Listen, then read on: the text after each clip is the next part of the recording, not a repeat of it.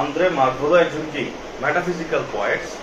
তো মেটাফিজিক্যাল পয়েটের যে ক্যারেক্টারিস্টিক্স সেটা আমরা জানি, ব্ল্যান্ড ইমোশন অ্যান্ড কি লজিক, ইমোশন আবেগ এবং লজিক যা আছে এগুলোকে ব্ল্যান্ড করে দেয়, মানে একসাথে করে দেখা। যেমন জন ডান তার আবেগ অনুভূতিটাকে বিভিন্ন যুক্তির মাধ্যমে শোক। তো আন্দ্রে মার্ভেলো এরকম করবে, কিন্তু জন ডান থেকে একটু ডিফারেন্স হবে তার লেখাগুলা হালকা। তো কেন ডিফারেন্স হবে বা কি আসে বিষয়, এই জিনিসগুলো আগে বোঝা দরকার। দেখেন, একটা কোশ্চেন যখন আপনার আসে, ব্রড কোশ্চেন, কবিতা থেকে হয়তো কোটেশন নিয়ে ওইখান থেকে আইডিয়া নিয়ে লিখবে, বাট কোশ্চেন গুলো যখন আসে একটু চিন্তা করেন যে সে একজন মেটাফিজিক্যাল পয়েটস ব্যাখ্যা করে। তো প্রথমে কিন্তু মেটাফিজিক্যাল পয়েটসদের যে বৈশিষ্ট্যগুলো সেগুলো আপনাকে দিতে হবে, দেন এই বৈশিষ্ট্যের সাথে তার লেখার কোন কোটেশনটা মিলে এইগুলারে ব্যাখ্যা করতে হবে। তো প্রথমে মেটাফিজিক্যাল এটা কি জানতে হবে, তারপর জন ডানের লেখার বৈশিষ্ট্য কি ছিল সেটা বলছিলাম, সেগুলো থাকতে হবে। তারপরে আপনি কোশ্চেনটাকে ইলাবোরেট করে আলোচনা করবেন। এমন না যে একটা কবিতা করে এই কোশ্চেনের আনসার দিতে পারবেন। মূলত তার লেখার প্যাটার্ন, তার লেখার মধ্যে কি কি পাবো, ওইগুলোর উপর ডিপেন্ড করে আমাদের কি করতে হয়, এগুলা লিখতে হয় প্রশ্নের উত্তরগুলো। সাপোজ আমি কিছু কথা বলে নিই, কারণ আমরা কেন তার লেখার বৈশিষ্ট্যগুলো জানবো, এটা আমাদের জানতে হবে, তাই না? কারণ আমি একটা কবিতা বললাম, আসলো সে একজন মেটাফিজিক্যাল পয়েট ব্যাখ্যা করে। এখন সে একজন তো এই যে জন ডান একজন মেটাফিজিক্যাল পয়েট, এটা আমি কিভাবে লিখবো? প্রথমে আমার জানতে হবে মেটাফিজিক্যাল টার্মগুলো কি। যে আমি একটু কোশ্চেন প্যাটার্নটা বলে দিচ্ছি, আপনারা এই কোশ্চেনটা লিখে আমরা দেখাবেন সবাই। যে প্রথমে লিখতে হবে জন ডান যে একজন মেটাফিজিক্যাল পয়েট। আমরা যদি কবিতা আকারে দিই বা গাইড আকারে দিই, এটাতে নাম্বার কিন্তু পাওয়া যায় না। অনেকে গাইড মুখস্থ করে দেওয়ার পরে ভালো নাম্বার পায় না। এটার কারণ হলো চাইছে জন ডান একজন মেটাফিজিক্যাল পয়েন্ট, এটা ব্যাখ্যা করে।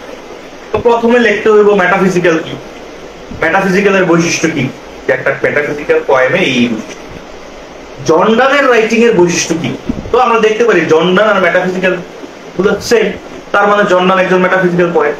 এবার এই মেটাফিজিক্যাল পয়েন্টের যে টার্মগুলা, যে মেটাফিজিক্যাল কনসেপ্ট ইউজ করা, লজিক এন্ড ইমোশন করা, এগুলা এবার বিভিন্ন কবিতা থেকে, আমরা যে কবিতাগুলো পড়ছি কবিতা থেকে বিভিন্ন কোটেশন গুলো নিবে, নিয়ে এই কোটেশনটার মধ্যে, এই দুই লাইনের মধ্যে সে মেটাফিজিক্যাল কনসেপ্ট ইউজ করছে, সে এটার মধ্যে ইমোশন এন্ড লজিক এই দুইটাকে মিক্স করে আইডিয়াটা দিছে।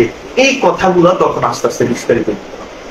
তার মানে আমরা কবিতা পড়লেই শুধুমাত্র যে ভালো লিখতে পারবে এমন না, তার লেখার প্যাটার্ন, সে কিভাবে লিখতো, মেটাফিজিক্যাল গুলা কি, এইগুলা কম্বাইন করে আপনাকে লিখতে হবে, তাইলে সেটা একটা ভালো মার্ক পাওয়া যায়। বুঝতে পারছেন? এর আগে আমি বলছি কিভাবে স্টার্টিংটা করবেন। যাই হোক, তো ঠিক এরকম আমরা যখন আন্দ্রে মার্ভেলের কবিতাগুলো পড়বো, দুইটা কবিতা আছে, এই দুইটা কবিতা পড়ার আগে সে তো একটা মেটাফিজিক্যাল পয়েন্ট, আমরা জানি মেটাফিজিক্যাল পয়েন্টের টার্ম কি আছে সেটা ক্লাস নেওয়া হয়েছে। এখন আমাদের জানতে হবে সে তার রাইটিং এর মধ্যে কি কি জিনিস ইউজ করতো এবং তার লাইফ স্টাইলটা সম্পর্কে হালকা একটু আইডিয়া দিতে হবে, তাহলে এগুলা কি ইজিলি দেখা। তো প্রথমে আসলে আন্দ্রে মার্ভেল সম্পর্কে একটু জানি, তারপর তার কবিতাগুলা। আন্দ্রে মার্ভেলের কবিতা পড়ার সময় অবশ্যই কানে হেডফোন, আশেপাশে মানুষ থাকলে একটু চাপাই নিবে, লজ্জা শরম এক সাইডে রাখতে হবে, এটাই স্বাভাবিক, ঠিক আছে? বললে বোঝা যাবে। হ্যাঁ, আন্দ্রে মার্ভেল। তো আন্দ্রে মার্ভেল কে, তার জন্মসাল মৃত্যু সালটা যদি আমরা দেখি, 1621 সালে সে জন্মগ্রহণ করে এবং মারা যায় 1678 সালে। তাহলে প্রথম কোশ্চেন আমার, আন্দ্রে মার্ভেল কোন পিরিয়ডে বিলংস করে, মানে সে কোন পিরিয়ডে থাকে? আমরা জানি কি রেনেসান্স পিরিয়ড, নাকি রেনেসান্স পিরিয়ডটা কত সাল থেকে কত সাল? 50 থেকে বা 1500 থেকে 1500 থেকে 1660 সাল পর্যন্ত এটাকে বলা হয় রেনেসান্স পিরিয়ড। এই রেনেসান্সের অনেক ভাগ আছে, যেমন এলিজাবেথান, রিফরমেশন, জ্যাকোবিয়ান, তারপর কি পিউরিটান, ক্যারোলাইন, এগুলো আছে না? তো শেষের যে পিরিয়ডটা আছে 21 সালের পরে না, 25 থেকে 49 পর্যন্ত, এই সালটাকে বলা হয় ক্যারোলাইন পিরিয়ড। কি বলা হয়? Caroline period. তারপর আমরা যদি দেখি 49 থেকে 1660 পর্যন্ত, এই সময়টাকে বলা হয় কমনওয়েলথ পিরিয়ড। কমনওয়েলথ অথবা পিউরিটান পিরিয়ড অথবা কি পিউরিটানস পিরিয়ড। দেখো এই পিরিয়ডের কিছু ছাপ তার মধ্যে থাকবে এবং এই কারণে তার রাইটিং এর মধ্যে বিভিন্ন ক্যারেক্টারিস্টিক্স আলাদা হয়ে যাবে। আগে এই ব্যাপারটা বুঝতে হবে। দেখো একটা কবিতা পড়ার আগে প্রথমে বুঝতে হবে তার রাইটিং এর মধ্যে কি কি ছাপ রাখছে সে, ঠিক আছে? তাহলে আমরা জানি কি এলিজাবেথান পিরিয়ড আছে। এলিজাবেথান পিরিয়ড কত? 1558 থেকে 1603। তারপরে কি আছে? Jacobian period. জ্যাকোবিয়ানটা কত? আমরা জানি 1603 থেকে 1625 সাল পর্যন্ত।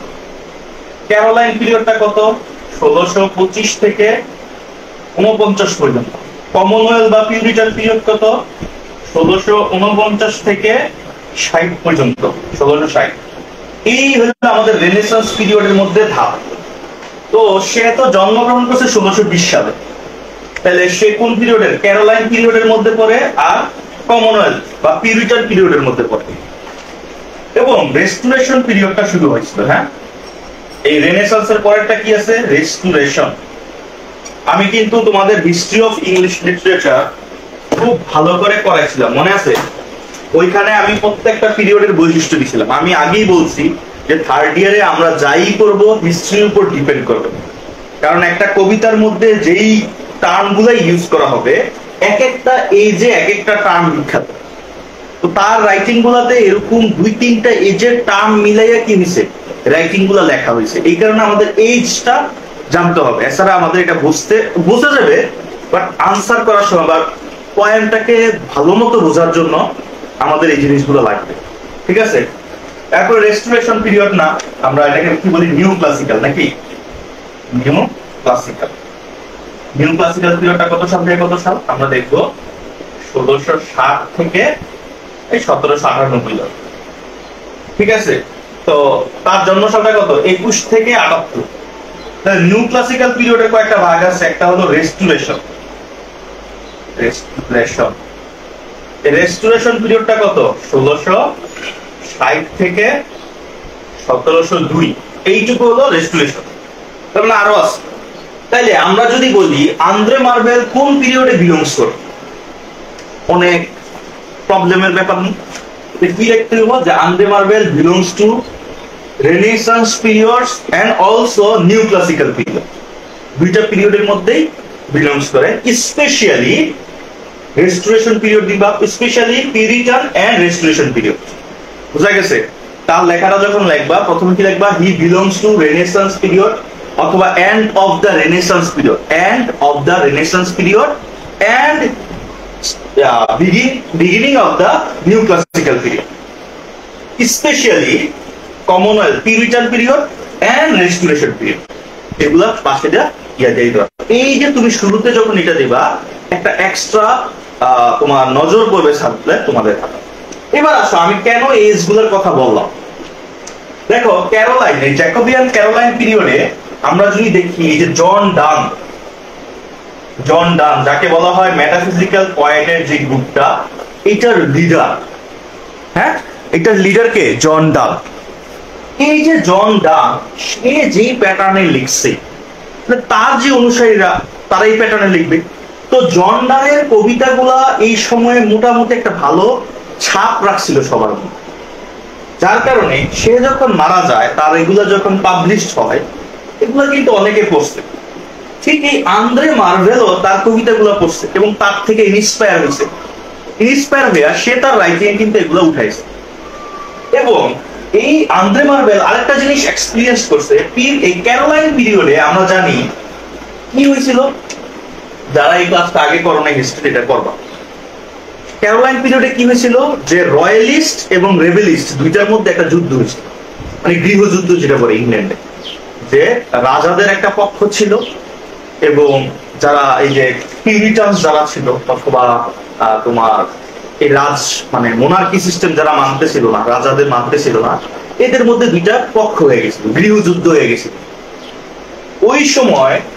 ওই সময়ে রাজাদের রয়্যালিস্ট যে কবিরা ছিল তাদেরকে বলা হতো ক্যাভেলিয়ার পক্ষ। কি বলা হয়তো? ক্যাভিলিয়ার। এটা কিন্তু ব্রিফ কোশ্চেন আসে। ক্যাভিলিয়ার পয়েন্ট মনে রাখবা। এই ক্যারোলাইন পিরিয়ডে ক্যারোলাইন পিরিয়ডের রাজাকে চার্লস ওয়ান, সে কিছু কাজ করছিল যার কারণে জনগণরা তার বিরুদ্ধে, মানে কিছু জনগণ তার এই কাজগুলো মেনে নিতে পারবে, যার কারণে ওই ইংল্যান্ড দুইটা ভাগে ভাগ হয়ে গেছে। চার্লস ওয়ানের একটা ভাগ, মানে রয়্যাল যারা রাজাদের যারা সাপোর্ট করতো এরা একটা ভাগ, আর রয়্যালদের যারা সাপোর্ট করতো না এরা একটা ভাগ, দুইটা ভাগ হয়ে গেছে।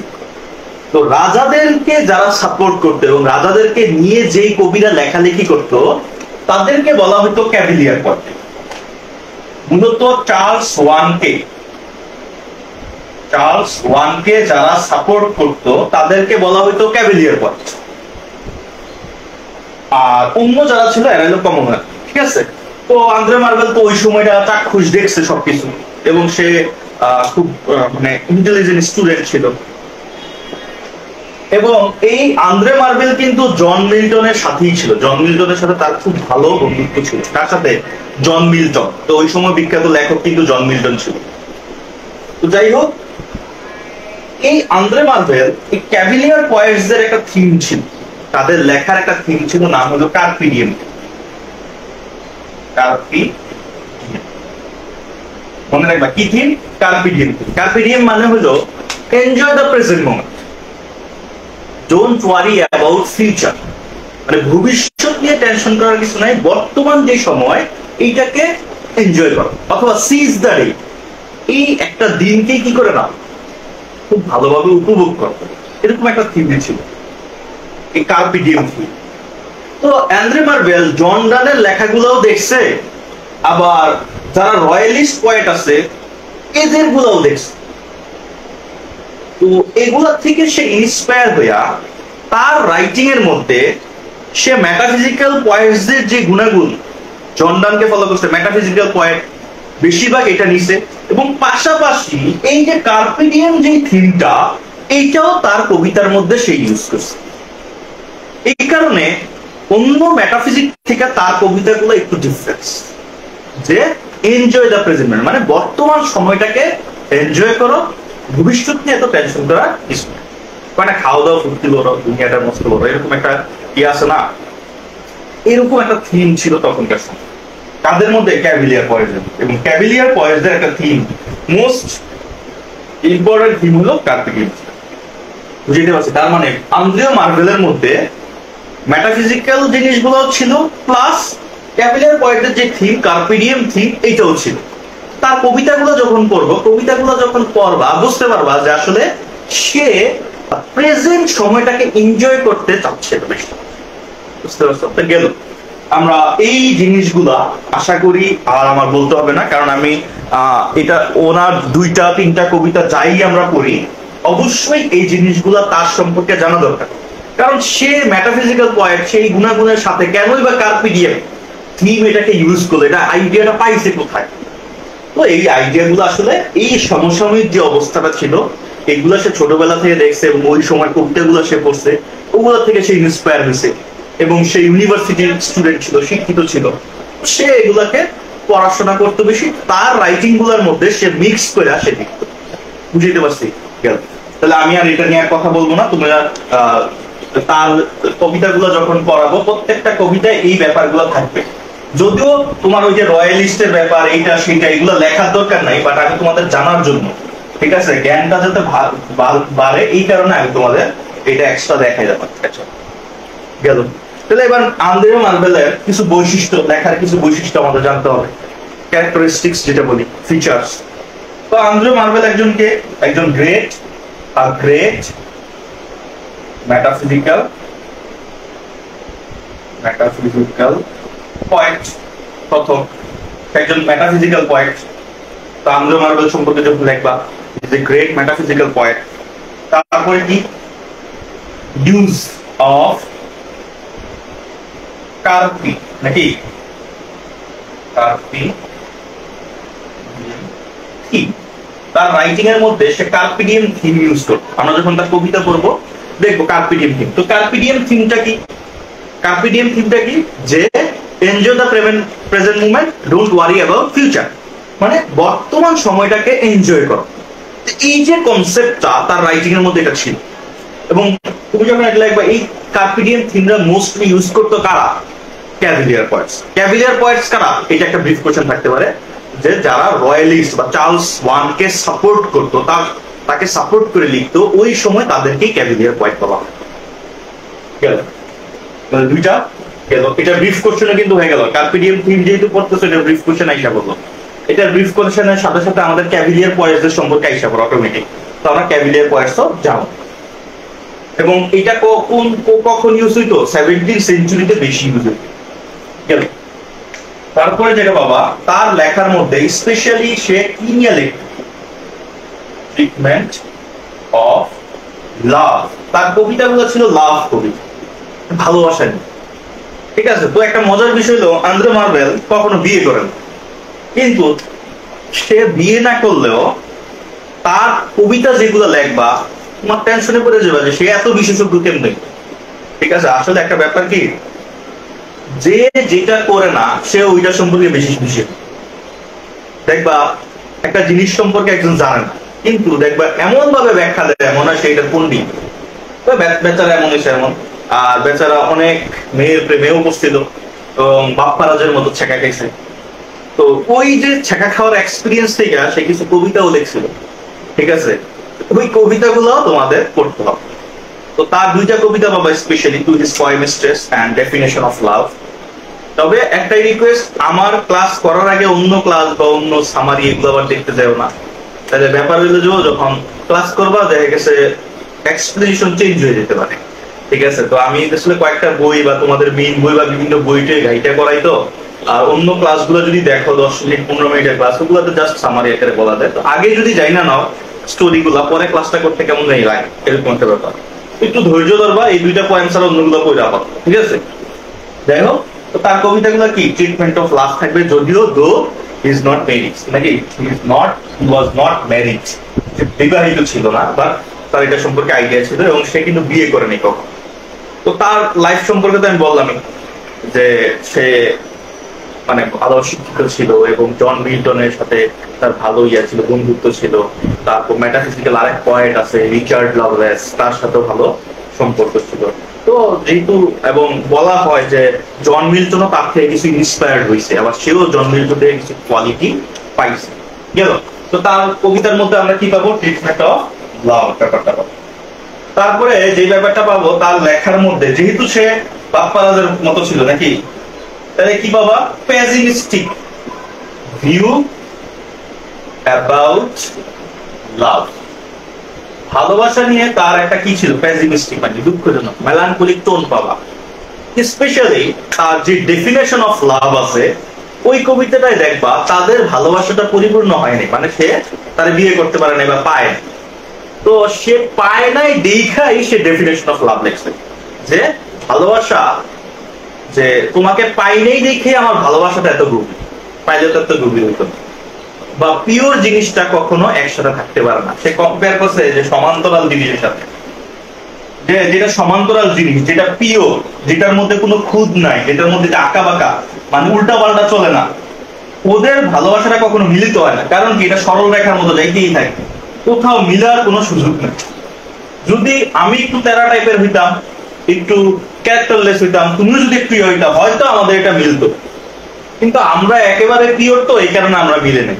ডেফিনেশন অফ লাভে সে ছেঁকা খাইয়া এই কবিতা লিখছিল। ঠিক আছে? যাই হোক, ওইটা পরে যাব। তো তার কবিতাগুলোতে এই ব্যাপারটা তুমি পাবা। ঠিক আছে? তারপর তার কবিতার মধ্যে কিছু লিটারারি টার্ম পাবা, সাপোজ ইউজ অফ ইলিউশন। আচ্ছা, ইলিউশনটা কি? যে একটা রাইটিং লেখার জন্য আমরা কি করি, বিভিন্ন ধরো বাইবেল থেকে, গ্রিক মিথোলজিতে বিভিন্ন স্টোরি টাইন আনি না, বা কোনো ক্যারেক্টার আনি না, এটা কি বলা হয়? ইলিউশন। বিবলিক্যাল ইলিউশন, গ্রিক মিথোলজির ইলিউশন। যে মূলত আমার রাইটিং এর মধ্যে যখন আমি রাইটিংটাকে ফুলফিল করার জন্য কোন একটা গ্রন্থ থেকে বা কোন একটা মিথোলজি থেকে আমি ক্যারেক্টার বা কোনো স্টোরি টাইনে আনবো আমার তার সাথে কম্পেয়ার করার জন্য, সেটাকে আমরা বলি ইলিউশন। তো তার রাইটিং এর মধ্যে অবশ্যই আমরা ইলিউশন পাবো, আমরা যখন পড়বো দেখবো বিবলিক্যাল ইলিউশন পাবো, গ্রিক মিথোলজির ইলিউশন পাবো, সবকিছুই পাবো। তো ইউজ অফ ইলিউশন। তার রাইটিং এর মধ্যে একটা মেটাফিজিক্যাল পয়েন্ট থাকবে, মেটাফিজিক্যাল কনসেপ্ট থাকবে না, তাহলে কি হয়? অবশ্যই মেটাফিজিক্যাল কনসেপ্ট ব্যাপারটা থাকবে। কনসেপ্ট, ইউজ অফ কনসেপ্ট দিতে পারো, হ্যাঁ, ইউজ অফ কনসেপ্ট। তারপরে কি থাকবে তার রাইটিং এর মধ্যে? Hyperbolic, use of hyperbolic. যেহেতু তারা আসলে তাদের রাইটিং এর মধ্যে একটার সাথে আরেকটা কম্পেয়ার করবে, যেমন জন ডান তার ভালোবাসাটা কিসের সাথে কত গভীরতা দেওয়া যায়, নাকি বিভিন্ন জিনিসের সাথে কম্পেয়ার করা, তাও অনেক অতিরঞ্জিত করা কি হাইপারবোলিক। হ্যাঁ, তারপরে তার রাইটিং এর মধ্যে কি পাবা? যেহেতু মেটাফিজিক্যাল পয়েন্ট, এটার মধ্যেই আসলে কোয়ালিটি গুলো আইসা পড়ে, blend between reason and emotion. তার রাইটিং এর মধ্যে রিজন আর ইমোশন মানে লজিক আর আবেগ দুইটাকে একসাথে মিক্স করে, যেমন জন ডান করছিল তাদের ভালোবাসাটাকে কাটা কম্পারেটিভ করবে, ওই আবেগিক ভালোবাসা আর ওই কাটা কম্পারেটিভ যুক্তির সাথে কম্পেয়ার করা, তো তাদের রাইটিং এর মধ্যে এই ব্যাপারটা অবশ্যই থাকবে। ঠিক আছে, তারপরে সে দেখাইছে, সেই একমাত্র বয়স সে দেখাইছে যে ইম্পর্টেন্স, ঠিক আছে, of both physical and spiritual love. বলতেছে শুধু স্পিরিচুয়াল লাভ থাকলো, পিওর ভালোবাসা থাকলো, যে জায়গায় ফিজিক্যাল রিলেশনশিপ থাকলো না, তাহলে হইব না। একটা লাভ যতটা পিওর হবে, যদি এদের মধ্যে ফিজিক্যাল রিলেশনটাও হয়, তো ওই লাভটা আরো পিওর। কেন? বলতেছে একজন আরেকজনের পছন্দ করে, যেটার মধ্যে চাহিদা থাকে সেটা অবশ্য লাভ না, অন্য কিছু। কিন্তু আমি ভালোবাসলাম, ভালোবাসার পর তার সাথে যদি আমি ওইটা করি, তাহলে আমাদের ভালোবাসাটা আরো বেশি মিলতো। এতদিন আমি নারীকে ভালোবাসছি, এবং ভালোবাসার পর যখন আমার আরো এক্সট্রা কিছু পাই, তখন সেটা কি হয়? আরো ডিপলি হয় এবং সেটা আরো মজবুত হয়। এটা কার পরামর্শ? Andre Martin. বুঝতে পারছো?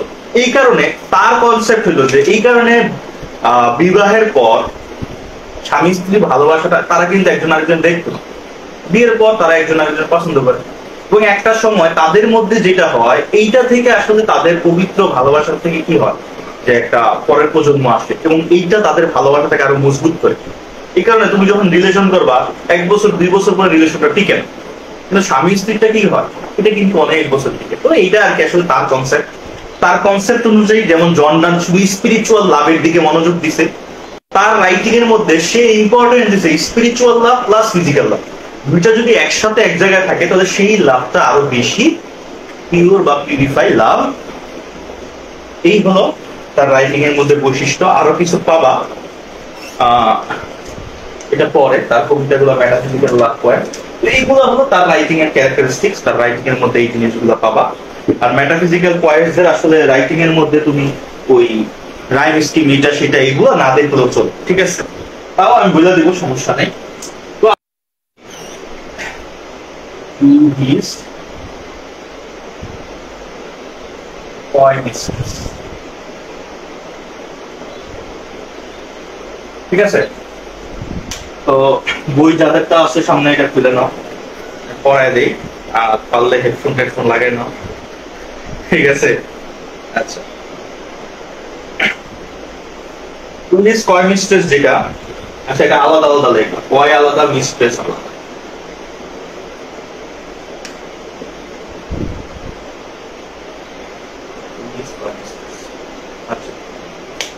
তো এটা পড়ার জন্য একে আবার প্রথমত যে একটা কবি যখন কবিতা লেখে, তার কবিতার মধ্যে লেখার একটা কন্ডিশন বা মেন্টাল কন্ডিশনের ব্যাপার আছে, যে আমি একটা কবিতা লিখবো এমনি এমনি তো আমার মাথায় কবিতা আসবে না। তো আসলে এই যে কবিতাটা, এই কবিতাটা কিন্তু সে যখন লেখছে তখন কিন্তু পাবলিশ হয় নাই, হয়েছে? সে যখন মারা গেছে, মারা যাওয়ার 78-এ মারা গেছে 3 বছর পর 81 সালের দিকে এই কবিতাটা পাবলিশ হয়েছে।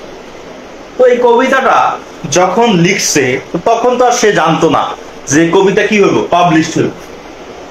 তো সে মূলত ধরো তার একটা সিচুয়েশন হয়েছিল তার লাইফে, ওই সিচুয়েশনের উপর বেস করে ধরো তুমি কখন কবিতা লিখবা বা কখন একটা জিনিস তুমি ডায়েরিতে লেখো, যে তোমার লাইফে একটা ইম্পর্টেন্ট ঘটনা ঘটে গেছে তোমার জীবনে, তুমি একটা এক্সপিরিয়েন্স করছো। ধরো সাপোজ তুমি কারোর সাথে রিলেশনে গেছো, সে তোমার ধোকা দিচ্ছে, তখন কি তোমার মাথায় আইসা বলবে ভালোবাসা বলতে কিছু নাই, সব খোলা বাটপার নাকি?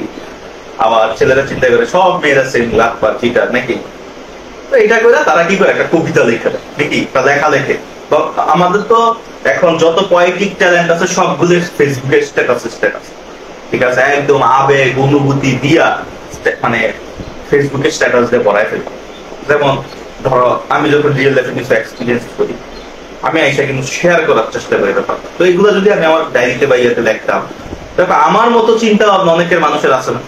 তো এইটা যদি কখনো বই হিসেবে পাবলিশ করে সবাই যখন করতো, আরে আসলে তো সমাজের এই অবস্থা, আসলে তো এটা হচ্ছে এটা হচ্ছে, হ্যাঁ কি হয় ঠিক এরকম। তখনকার যুগে তো ফেসবুক টেসবুক ছিল না, বা বন্ধুদের সাথে বসে বসে সবকিছু শেয়ার করা যেত না।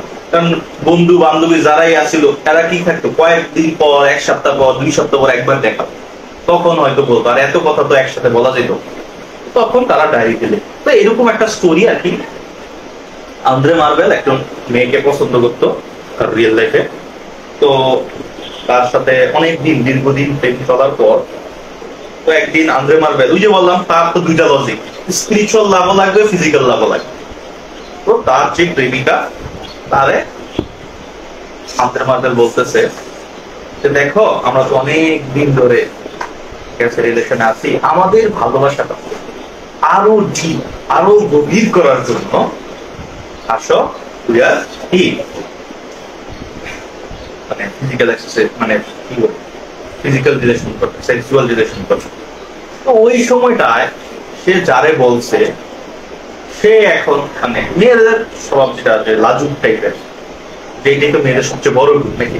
তো সে লজ্জা পাচ্ছে, সে ইচ্ছুক, বাট সে চিন্তা করতেছে যে তার যে সম্মানটা, সে বিয়ের আগে সম্মানটা,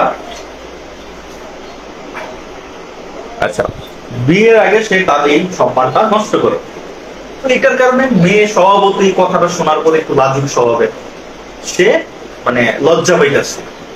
তো ওই সময় তাকে কনভিন্স করার জন্য, যেমন ছেলেদের কাজ যেটা, বিয়ের আগে যে ছেলেরা এটা করতে চায় এদের মতো বাদ করার কেউ হইতে পারে না। হ্যাঁ, তো এরা কি করছে, আন্দ্রে মার্বেল তারে কনভিন্স করার জন্য কিছু কথা বলছে, এবং সেই কথাগুলো মনে করো সাপোজ যে অনেকদিন রিলেশন করার পরে একটা সুযোগ আইছে, সবসময় তো সুযোগ আসে না, আর সুযোগ আসার পরে তুমি অফার করছো, বা ছেলেরা যারা অফার করছে, এখন মেয়েরা তো একটু প্রোটেক্টিভ টাইপের, সে আসলে নিজেকে সেভ করে সম্মানটা একটু বেশি রেখে, ভালোবাসার কারণে কোনো না কোনো ভাবে হার মাইনা যায়। যাই হোক, তো ভিতরে ইচ্ছা থাকলেও সে লজ্জা পাইতেছে বা সে তার সাইড দিতেছে না। তখন আন্দ্রে মার্বেল তাকে কনভিন্স করার জন্য যে কথাগুলা বলবে, যে যুক্তিগুলা দিবে, সেটাই আমাদের কবিতা।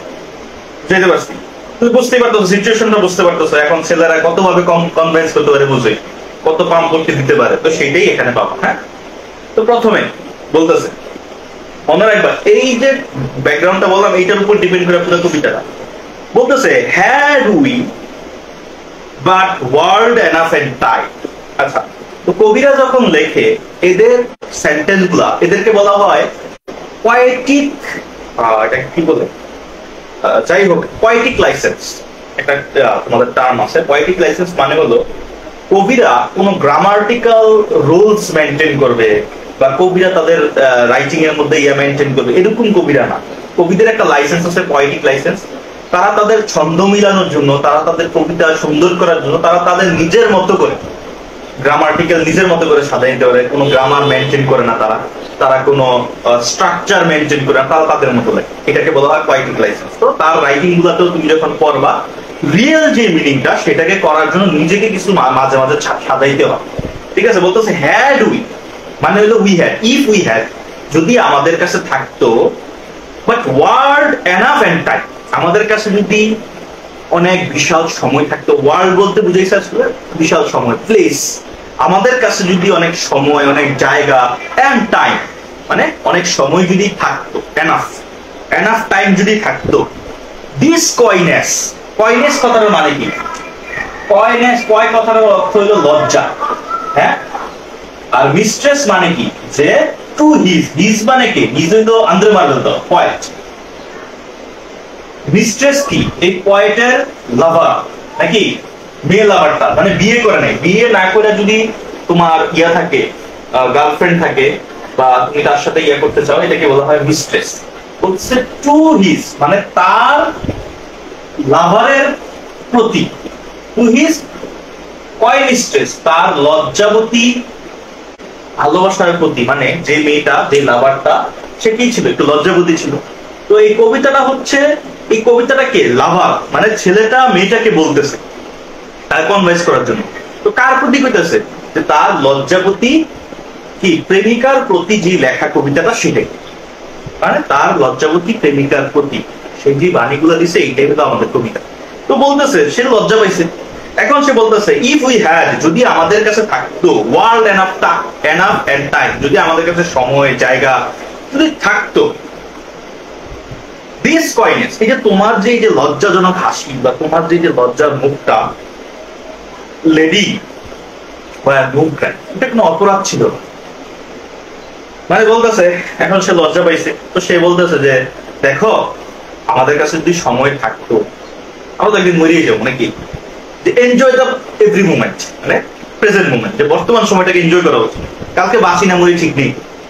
তো এই যে আমাদের কাছে যে আমরা যদি অমর থাকতাম, বা আমাদের জীবন যদি 1000 বছর 2000 বছর থাকতো, যে তুমি যে লজ্জাটা পাইছো এই অফারটা দেওয়াতে, এটা কোনো সমস্যাই না, কারণ নারীদের প্রধান গুণই হলো কি, লজ্জা পাওয়া। তো সেইটাই বলতেছে যে if we had world enough time and place, your coyness, this coyness, এই যে তুমি যে এই যে হাসিটা, এই যে লজ্জা পেয়া মুখটা লাল করে ফেললা, এইটা why no cry, এগুলো আসলে কোনো অপরাধী ছিল না, এটা সঠিক।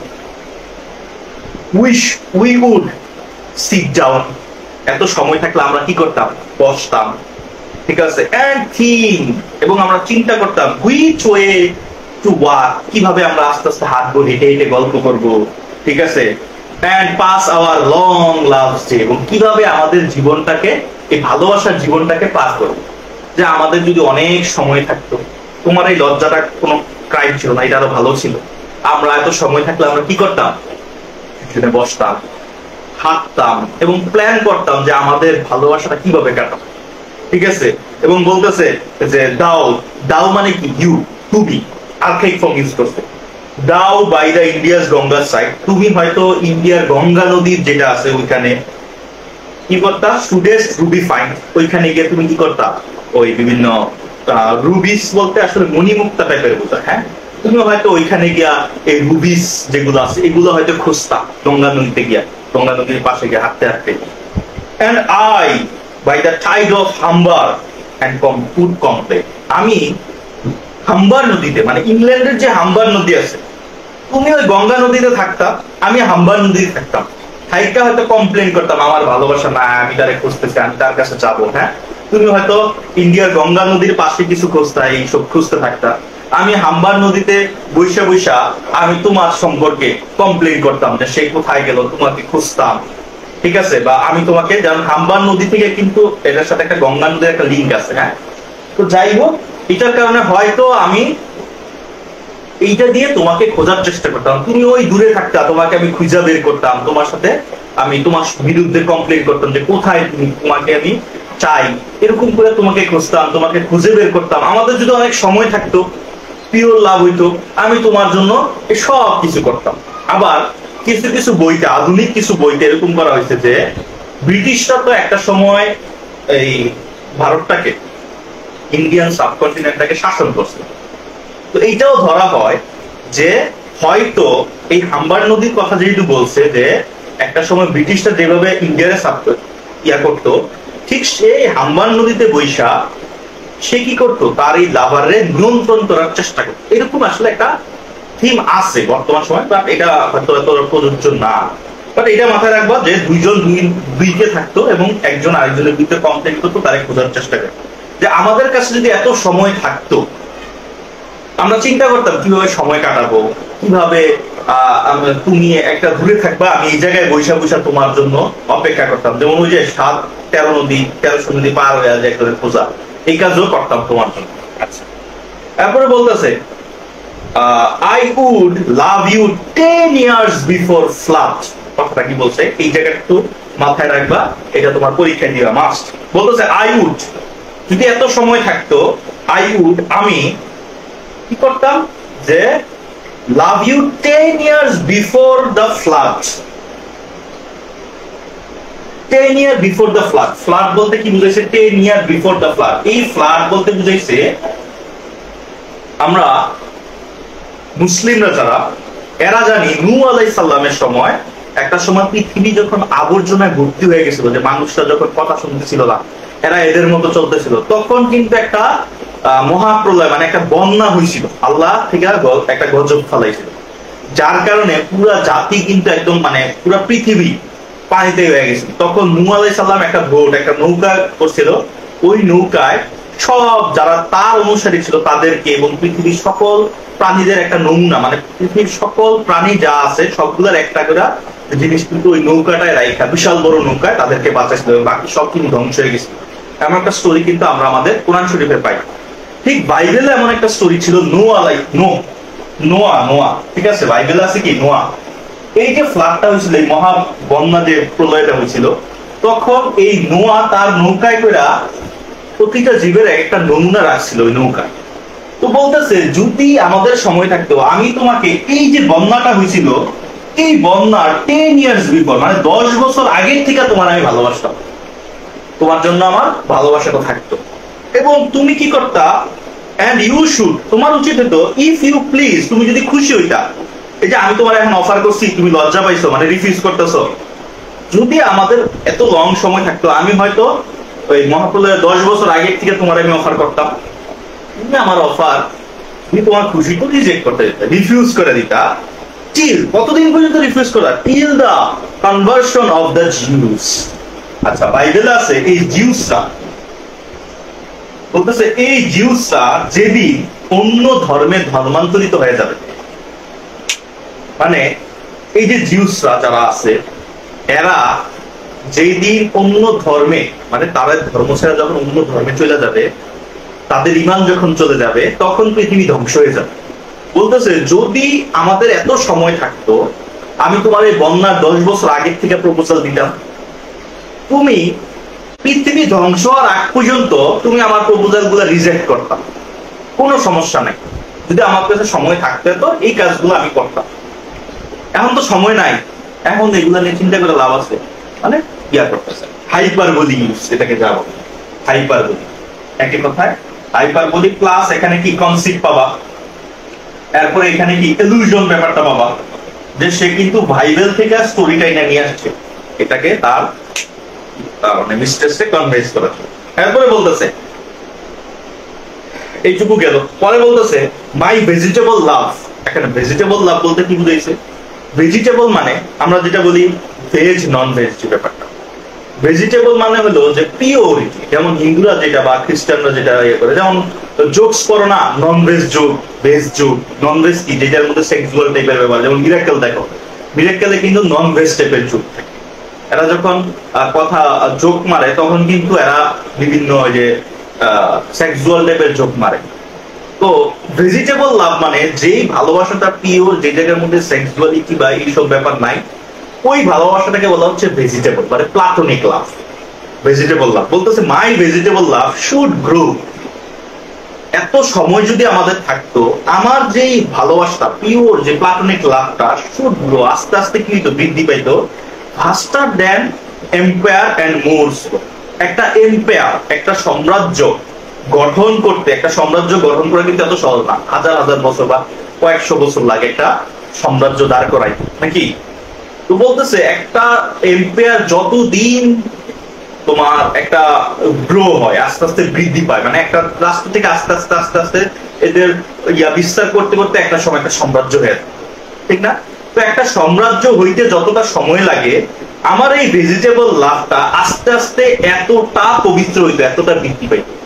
মানে একটা এম্পায়ার, একটা সাম্রাজ্য গঠন হইতে যত সময় লাগে, হয়তো আমার ভালোবাসাটা এত গভীরতর গভীর হইতো, একটা সাম্রাজ্য হইতে যত সময় লাগে এর থেকে বেশি সময় লাগতো তোমার প্রতি আমার ভালোবাসা আরো বেশি গভীর, মানে আমার যে পিউরিটি ভালোবাসাটা আছে এইটা আরো গভীর, এটা কখনো শেষ, বুঝতে পারছো? এন্ড স্লো, এবং আস্তে আস্তে বাড়তেই থাকতো, বাড়তেই থাকতো।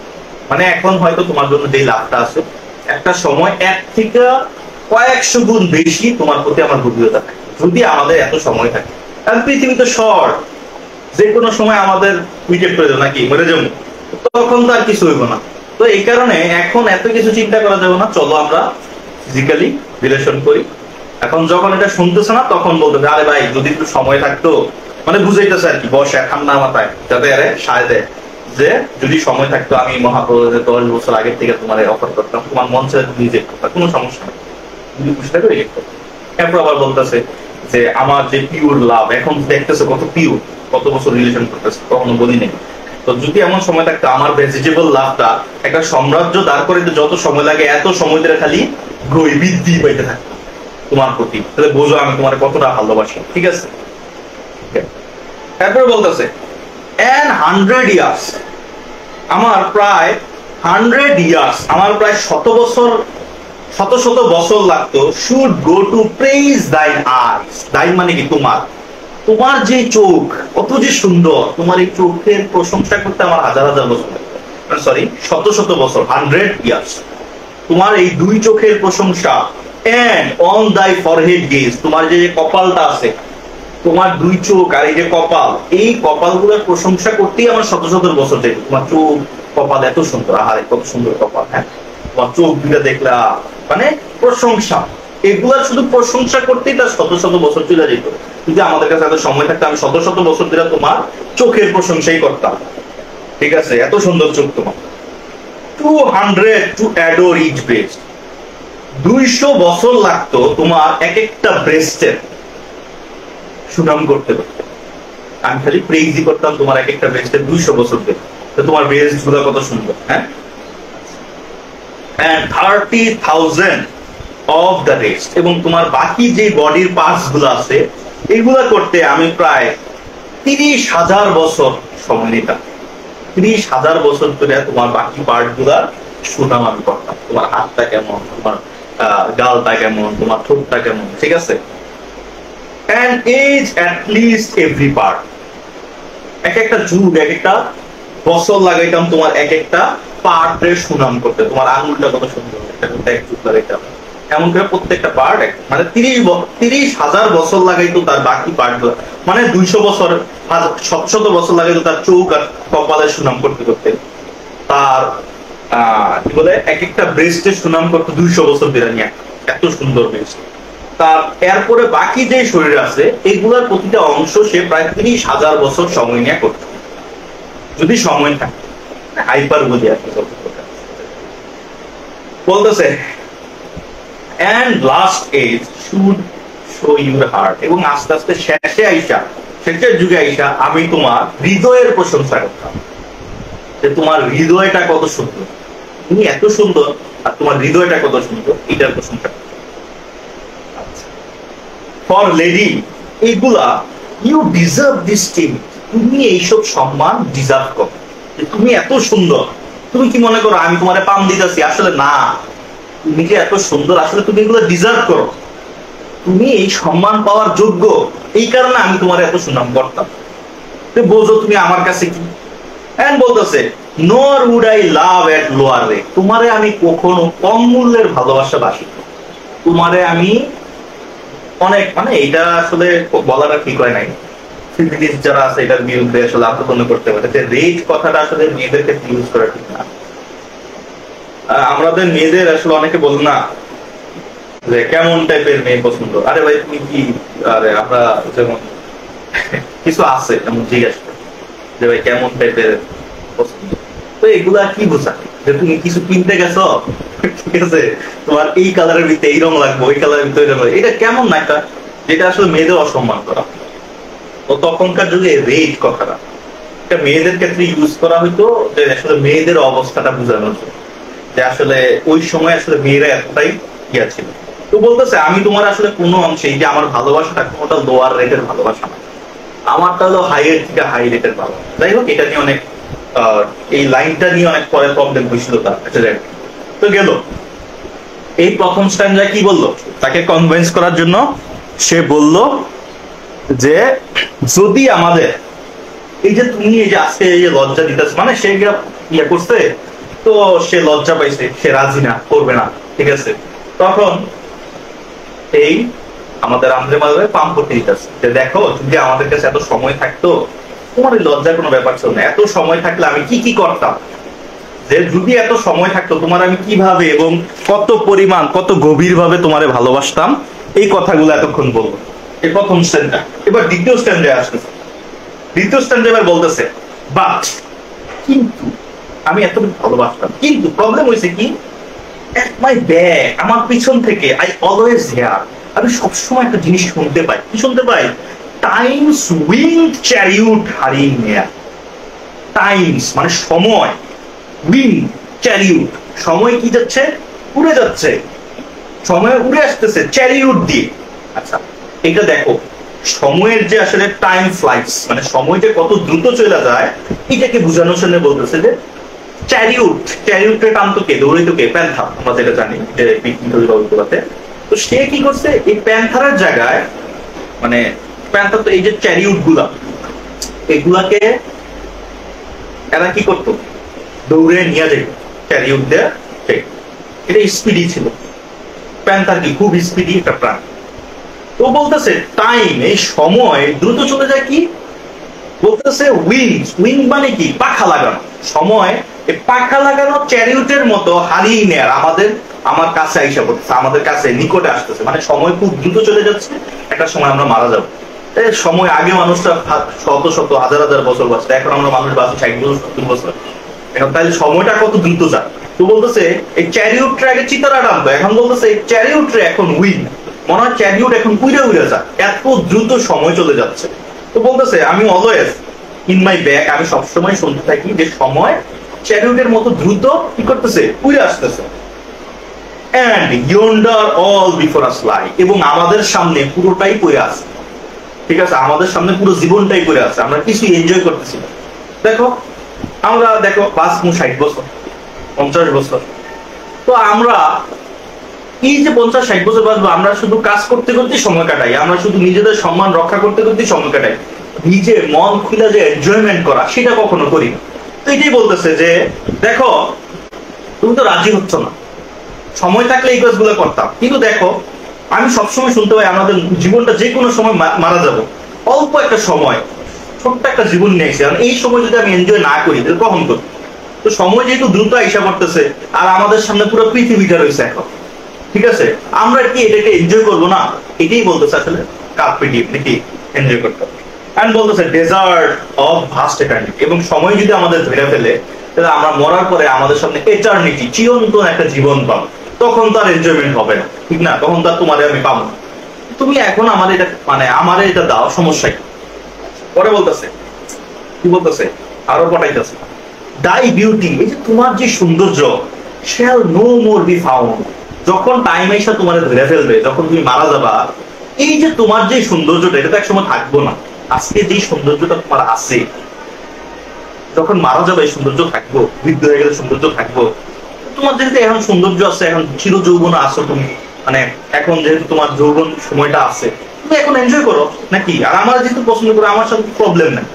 এরপরে বলতেছে কি নট ইন দাই মার্ভেল, এবং তুমি যখন মারা যাবা, তোমার মার্ভেল, তুমি যেই মারা যাওয়ার পরে টম যে কবরে থাকবা, ওই মার্ভেলে তো তোমার এইটা কি থাকবে না, সবসময় এই যে তোমার ইয়ুথনেস এটা থাকবো না। কি হবে বলতেছে শ্যাল সাউন্ড মাই ইকোন সং, তখন তুমি ওই জায়গায়, আমি যে তোমার জন্য এই যে এখন যতটা পাগল, তখন আমি যতই কান্নাকাটি করি, তুমি তো এই মার্বেলের ভোল্টের মধ্যে এগুলো শুনবা না। তখন তো তুমি চাইলেও তুমি আমার, এখন কিন্তু তুমি চাচ্ছ যে তোমার মন বলতেছে আসলে যে তোমার ভালোবাসা আমি করি, কিন্তু তুমি তোমার সম্মানের দিকে তাকাইয়া তুমি আমার সাথে এটাতে মিলিত হচ্ছ না, বিয়ের পর আগে মিলিত হচ্ছ না। তো একটা জিনিস ভাবো, ধরো তুমি মারা গেল, মারা যাওয়ার পর আমি যতই কান্নাকাটি করি, তখন কিন্তু তুমি আমার সাথে পারবা, তোমার চাহিদাও তো আছে নাকি? এটাই বলতেছে যে শ্যাল নো মাই ইকুইন সং, তখন তুমি আমার সাউন্ডটা ওইখানে শুনবা না। Then all shall try that long preserve virginity, বলতেছে দেন ওম, ওম কথাটার মানে কি? পোকামাকড়, এই যে মাটির নিচে যে পোকামাকড় আছে, শেল ট্রাই, এরা চেষ্টা করবে দ্যাট লং প্রিজার্ভ ভার্জিনিটি, এই যে তুমি তোমার ভার্জিনিটিটাকে ধরে রাখছো অনেক সময় ধরে, হয়তো মারা যাবা এই লং ভার্জিনিটিটাকে নিয়ে, তখন এই পোকামাকড় তোমার এই ভার্জিনিটি রেখাই, তুমি তোমার পোকামাকড় দিতে পারবা আমার এতে তোমার সমস্যা ওই গেছে গা। And your point honour, point honour কি? যে তোমার এই যে সম্মানটা, তীব্র যে সম্মান, এই যে অতিরিক্ত এই যে তুমি সম্মানটা নিয়ে যে তীব্র আকার ইয়া নিয়ে বসে আছো, তোমার সম্মান আগে টার্ন টু ডাস্ট। তোমার এই যে সম্মান গুলা, এই যে ভার্জিনিটি গুলা টু ডাস্ট, ময়লায় পরিণত হবে। মানুষ মারা গেলে কি হয়? মানুষের দেহটা মাটির সাথে মিশে যায়, পোকামাকড় সেটা খায়। তো বলতেছে ঠিকই তুমি পোকামাকড়ে খাওয়াইবে, আমি দোষ? হ্যাঁ, আমি তোমার এত ভালোবাসি। আচ্ছা, and into ashes all my lust, এবং ওই জায়গায় আমার যত লাস্ট, যত কামনা আছে তোমার প্রতি, যে সেক্সুয়াল ব্যাপারগুলো আছে, এগুলো কি হয়ে যাবে? ওই ময়লায় পরিণত হয়ে যাবে। তখন আমি তো আর এগুলোকে চাইতেও পারবো না, বা আমিও বেঁচে থাকবো না, তোমার এগুলা দেওয়ার মতো কিছু থাকবো না। মানে যত রকম কনভাইন্স, আরে আজকে ঠিক আছে না, যদি মরে যাই বা তুমি যদি মরে যাও কে করবে? হ্যাঁ, তোমার এখন ভিতরে তুমি চাচ্ছ, কিন্তু এখন আমার সাথে মানে যত রকমের আছে আর কি যুক্তি। আচ্ছা, the graves of fine and private place. একটা কবর কি ফাইন, খুব সুন্দর, এবং একটা প্রাইভেট প্লেস। কবরটা কিন্তু একদম প্রাইভেট, ওইখানে অন্য কেউ যায় না। বলতেছে বাট না, কিন্তু কি করবা, কবরটা এত প্রাইভেট প্লেস, তুমি হয়তো প্রাইভেট প্লেস খুঁজতেছো, বা একটা প্রাইভেট সময় খুঁজতেছো, বা একটা বিয়ের পর প্রাইভেট যে ব্যাপারটা, কেউ দেখবে না, তোমার এই লজ্জার ব্যাপারটা তুমি আমার কাছে হয়তো সব্বা। কিন্তু গ্রেভ, কবরটা হয় একটা প্রাইভেট প্লেস, ঠিক আছে? ওই জায়গায় হয়তো কেউ দেখবে না, কিন্তু বাট না, কিন্তু তখন কেউই থাকবে না। I think go there embrace. Embrace মানে কি? তখন আমি তো গিয়ে তোমার জড়াইয়া ধরতে পারবো না, তখন তুমি মারাই যাবে, ঠিক আছে? তো যতদিন বাইচা আছো এনজয় করো, ঠিক আছে? তো এখানে প্রথম স্ট্যান্ডার্ড কি বলবো, যদি আমার কাছে সময় থাকতো আমি তোমার জন্য এই কাজ করতাম।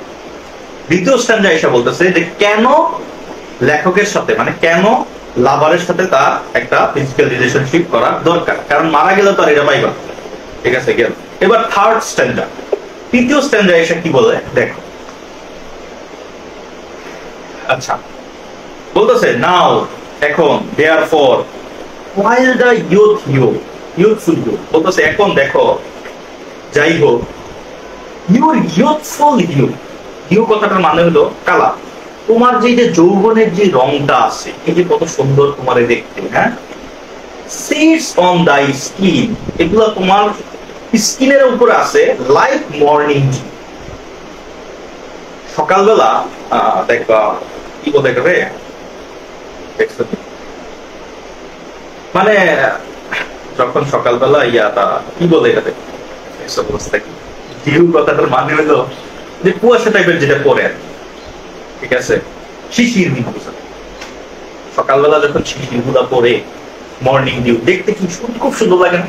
পাতার উপরে ছোট ছোট মনে হয় মণিমুক্তা টাইপের, খুব আকর্ষণ করে, আমরা এগুলো ঘুরতে চাই। কিন্তু প্রবলেম হইলো এই যে মর্নিং ডিউ গুলা বেশিক্ষণ থাকে না, কিন্তু এই কত 10-15 মিনিট থাকে, এরপরে কি আস্তে আস্তে শেষ হয়। তো বলতেছে এই যে তোমার এখন যে যৌবনের যে কালারটা, এটা একদম মর্নিং ডিউ এর মতো কনসেপ্ট, হ্যাঁ, মর্নিং ডিউ এর মতো, যে শিশির বিন্দুগুলোর মতো, ঠিক আছে?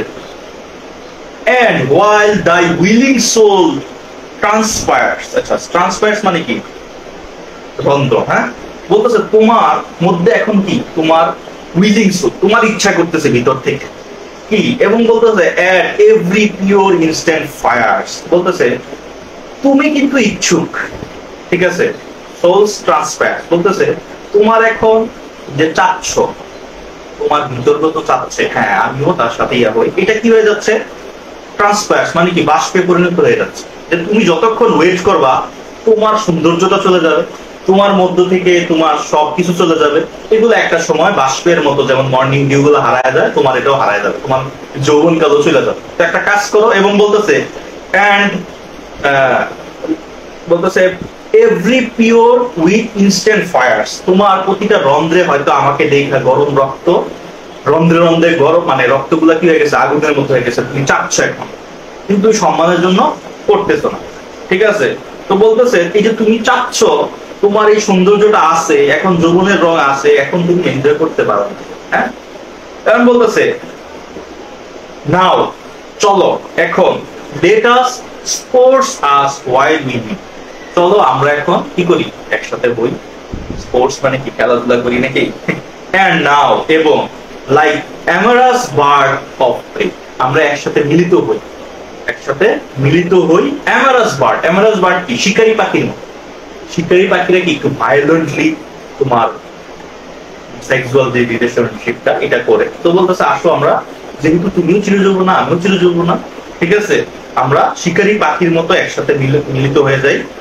Rather at once our time devour, এছাড়া আমাদের একটা সময় কি হয়ে যাবে, ডেভো মানে কি এই সময়টা চলে যাবে, সময়টা গিলে ফেলবে, তখন আর এগুলা করার আমাদের সময় নাই। তাহলে যতটুকু আসছে প্রেজেন্ট মোমেন্টটাকে আমরা এনজয় করি, পরেরটা পরে দেখা যাবে। হ্যাঁ, বলতেছে দেন ল্যাঙ্গুইশ, এছাড়া ল্যাঙ্গুইশ ইন স্লো চ্যাট পাওয়ার। আর না হলে তখন কি হবে, আমাদের কি করতে হবে, ল্যাঙ্গুইশ মানে কি আফসোস করতে হবে, ঠিক আছে, এই সময়টার জন্য। যাই হোক, এরপরটা তোমরা পড়তে পারবা। আচ্ছা, অল্প একটু বলে দিই। Let us roll our strength and all, আমাদের সকল শক্তি দিয়ে আমরা কি হয়ে যাই, রোল হয়ে যাই, এক হয়ে যাই। কেমন? যে our sweetness up into one ball, আমাদের যত মিষ্টতা আছে, আমাদের যত ভালোবাসাটা আছে, আমাদের যত মিষ্টতা আছে, সব একটা বলে পরিণত। মানে তুমি একটা পৃথিবী, তুমি একটা অর্ধেক ওয়ার্ল্ড, আমি অর্ধেক ওয়ার্ল্ড, আমরা দুজন, বা একটা বলের অর্ধেক তুমি, একটা বলের অর্ধেক আমি, দুইটা বল একসাথে মিলিত হয়ে যায় আমাদের যত ইয়ে আছে।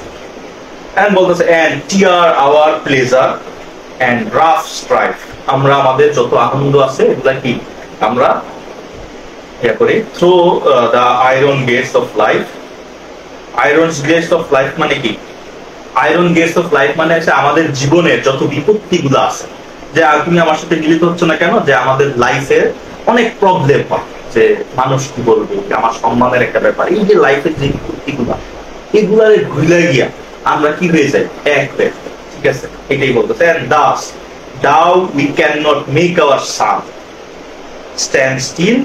আচ্ছা, বলতেছে যদিও সূর্য আমাদের জন্য অপেক্ষা করবে, আসলে তখনকার সময়ে টলেমি কনসেপ্ট ছিল। টলেমি কনসেপ্টটা কি, যে সূর্য পৃথিবীর চারদিকে ঘুরে। বলতেছে তুমি আমি যেহেতু পৃথিবী, তো সূর্য তো থাইবা নাই, চলো তুমি আমি সেন্টার হয়ে যাই, আর সূর্য আমাদের চারদিকে ঘুরুক, আমরা আমাদের এনজয়মেন্টটা করে ফেলি। হ্যাঁ, and stand still yet we will make him come, আমরা এই সূর্যটাকে আমরা স্ট্যান্ড স্টিল, আমরা একদম ইয়া হয়ে যাই, দুজনে মিলিত হয়ে যাই, আমাদের চারপাশে সূর্যটা ঘুরে। আমরা যেহেতু পৃথিবীর কেন্দ্রবিন্দু, তুমি আমি একটা পৃথিবী, আমাদের চারপাশে সূর্যটা ঘুরে, আমরা এইভাবে মূলত আসলে আমাদের এই টু হিজ কয় মিস্টেস শেষ করতে। প্রথম স্ট্যান্ডার্ড কি, যদি সময় থাকতো এইরকম হইতো, সময় নাই যেহেতু কেন তুমি আমার সাথে করবা, কারণ মরার পরে তো এগুলা কি করবো, এবং শেষে এসে বলে চলো এবার আমরা এক হই। এই হলো তোমার টু হিজ কয় মিস্ট্রেস। আশা করি বুঝাইতে পারছি। নেক্সট আমরা অন্য কবিতার উপর